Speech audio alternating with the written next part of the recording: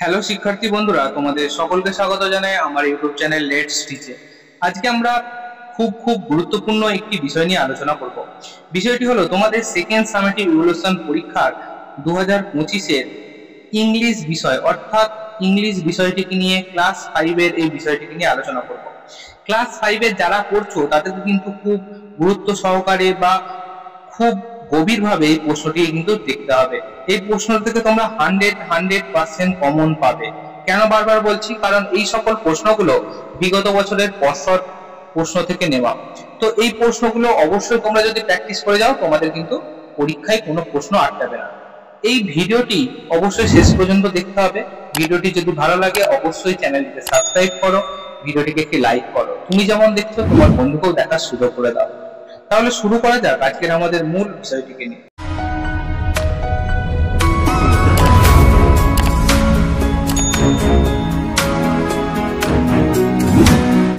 তো তোমরা সকলেই জানো যে তোমাদের এখানে ফুল মার্কস কিন্তু এবারে 20 পরীক্ষা হবে এবং সময় কিন্তু 40 মিনিট। এখানে তোমরা জানো যে তোমাদের স্কুল নেম অর্থাৎ স্কুলের নামটা লিখে দেবে সুন্দর করে, স্টুডেন্ট নেম তোমাদের নিজেদের নামটা লিখবে ভালো করে, এবং রোল নম্বরটা এখানে অতি অবশ্যই লিখে দেবে।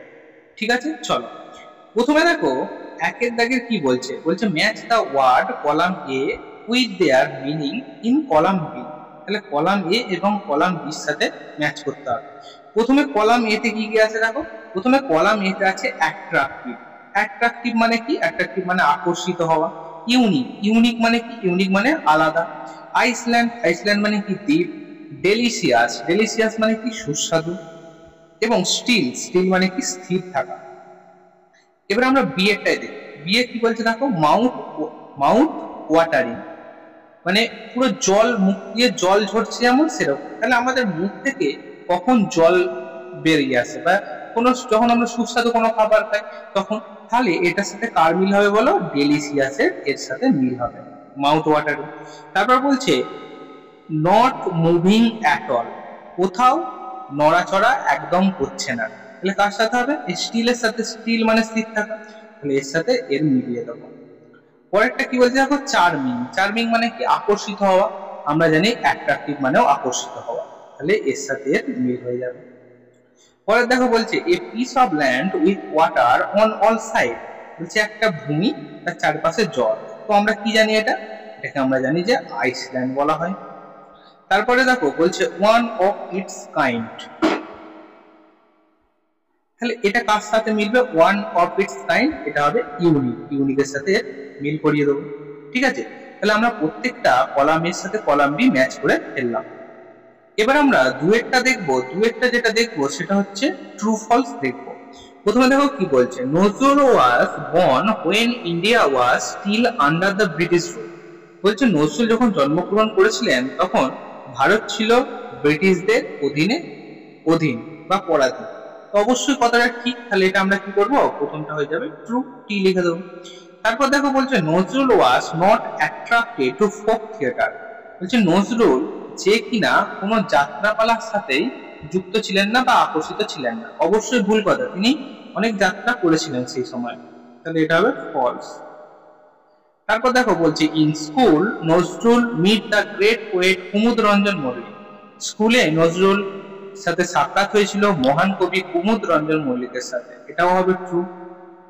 তারপর Nazrul serve the Indian army under the British rule. Nazrul ভারতীয় আর্মির হয়ে কাজ করেছিল ব্রিটিশদের সাথে। তো তাহলে এখান থেকে সঠিক উত্তরটি কি হবে? অবশ্যই এটি হবে কিন্তু ট্রু। তারপর বলছে নজরুল ফাস্টেড ফর 30 days। নজরুল 30 দিন ধরে অনশন করেছিলেন না, এটা ভুল কথা, এটা হবে ফলস।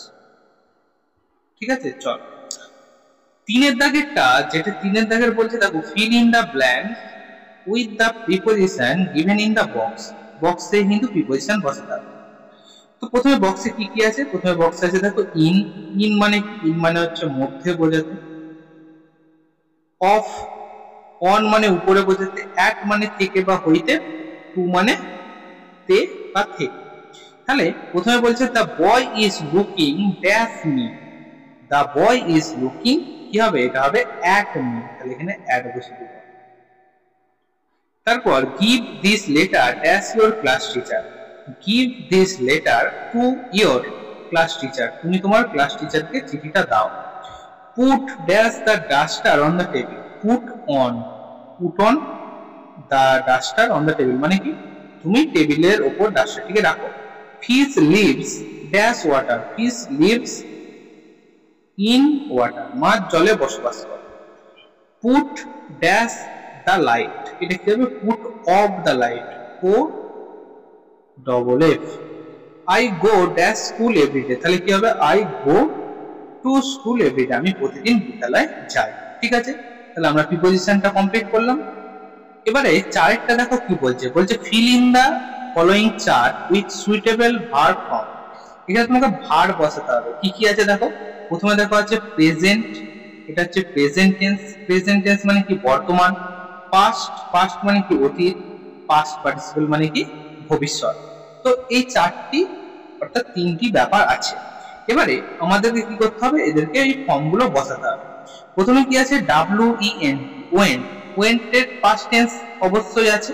তো সেই ওয়েন্ট বর্তমানটা কি হবে, ওয়েন্ট মানে কি গিয়েছিল, তাহলে প্রেজেন্ট টেন্সটা কি হবে, গো, জি, এখানটা আমরা করে দেবো জি ও গো, তাহলে গো ওয়েন্ট, এখানটা কি হবে, এখানটা হবে গান, GONE গান।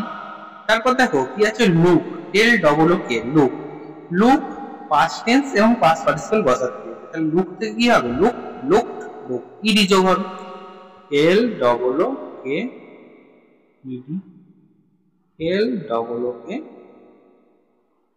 লুকড।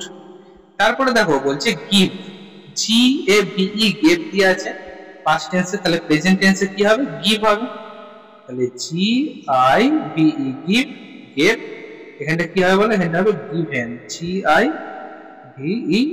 গিভেন। পরেরটা দেখো বলছে SHOWN, শোন, শোন, শোন মানে কি দেখা গিয়েছিল, তাহলে এর পাস্ট টেন্স বের করতে হবে, এর প্রেজেন্ট টেন্স বের করতে হবে। তাহলে পাস্ট টেন্স কি হবে, পাস্ট টেন্স একই হবে, SHOWN, শোন, এটা হবে SHOW।